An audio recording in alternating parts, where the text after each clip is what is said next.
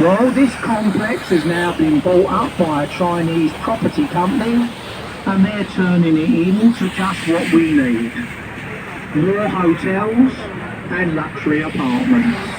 If we're lucky, we might end up with a riverside walk. Now look down the river in front of you, because that's the new London skyline. You see the very tall glass building in front of you?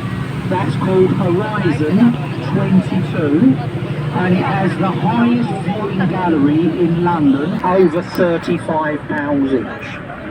All that money to look through a bit of glass. So on your left, the white ship, the Wellington. She was the livery hall of master mariners. They've now moved out.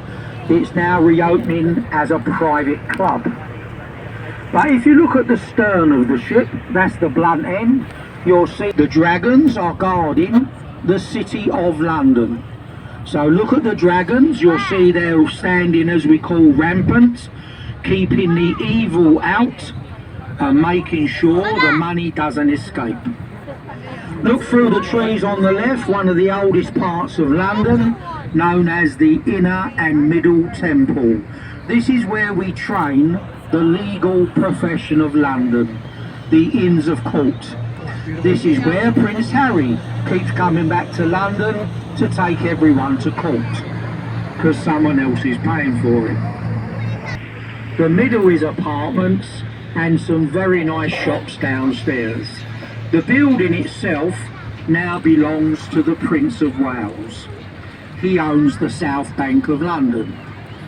Next door we have sea containers, the top half. If you'd like an apartment in there, they start at £800,000. The penthouse at the top was sold for 32 million. It now belongs to a very nice Russian gentleman who can't live here at the moment. Now on the left there, you'll see a building, the red one, which looks like a church. It's called Zion College, and until 10 years ago, this is where we kept copies of every Bible that's ever been printed in England, which is now the headquarters of J.P. Morgan, the American bank. But the last building on the left, the curved one, that's the headquarters of a multinational company. They're called Lever Brothers, or Unilever. Now we just got to wait for the boat to come through because we're on high complete. But also, look on the front of the bridge, you can see church pulpits each side of the arch. Now these commemorate the friary that stood on your left. The friars wore a black habit, hence the name, the area Black Friars. But if you look at the marble columns when we approach, look at the top of the marble, this one on your right in the centre of the river, you'll see carvings of swans on top of the marble column. And these are all the birds we have on the banks of the Thames. So all the birds you see on this side are what we call the land birds, and on the other side of the bridge they're all the seabirds. But you can only see them from where you are today. So as we go underneath the Blackfriars Bridge, each side of the boat we have pairs of red columns.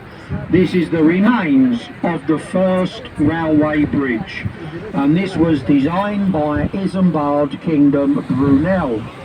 We had to take the top off, it can't support the weight of a modern train. But the last bridge, the grey one, this was rebuilt 10 years ago, and Blackfriars Station is the only station in England that can be run on solar power. Up on the roof we have 1,200 solar units. So they're hoping the sun comes out, otherwise the trains can't run. Now when we go through the bridge, look along the right, this is still the South Bank Walk.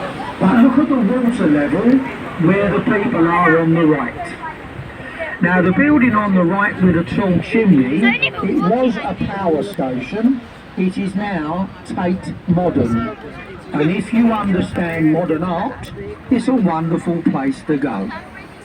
If you don't understand modern art, I can recommend the pub on the right.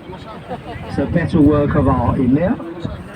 But have a look on the skyline to your left. Look at all these little churches.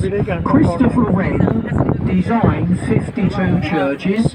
They all stood in the city. Now, St Paul's took 35 years to complete. And look up there on top of the dome, there are people in the viewing gallery. They don't move around very much because they've just had to climb up 520 steps. So in front of you now is the newest bridge on the river. When it opened in the morning, this was called Millennium Footbridge. It was the first upside down suspension bridge in the world. But free building allowed in London since the Great Fire. Now, Bankside was a little riverside village, and this little village is where we had bear baiting, cockfighting, circuses, taverns, and of course places of horizontal pleasure. Now folks, if we can ask you to sit down whilst you're taking your pictures, otherwise no one can see where they're going, especially the man who's driving the boat. So look in front of us, look at the Shard, look at the top right hand corner, that's the viewing gallery. Look how empty it is. And the reason it's empty is because it's too expensive. It's quite simple, really. So this is called Southwark Bridge, the least used bridge in London. If you see anyone on the bridge, please give them a wave, because they're probably lost. Otherwise, they wouldn't be there. Now, when we go through the bridge, there's a barge on your left-hand side.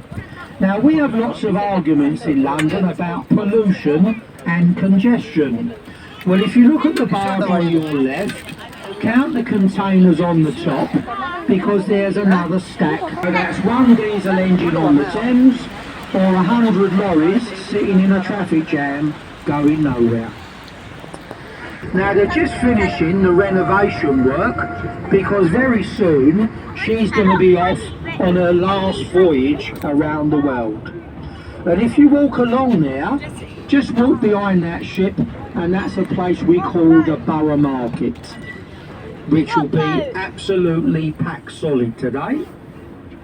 Now, in London, we have monuments to money, and you see them all on the left. The building with the curved top, that's called the walkie-talkie. Behind it, we have... Now, if you do walk round here, folks, in amongst all these glass towers, you will still find churches over 900 years old. So this is London Bridge. Now we've had 4 bridges here. The first one fell down.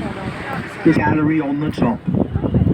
Now on the left, this blue glass building, this is one of the many private banks of London, where people think they can hide their money.